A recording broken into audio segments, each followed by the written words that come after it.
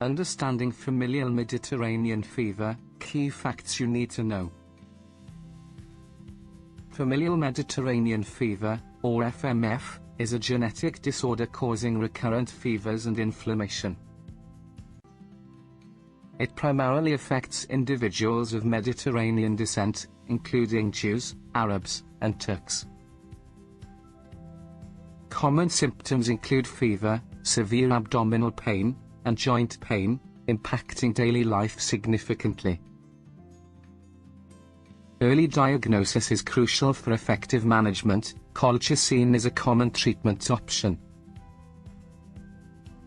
Lifestyle adjustments, like stress management and a balanced diet, can help alleviate FMF symptoms. Stay informed and manage your health effectively. Subscribe for more insights.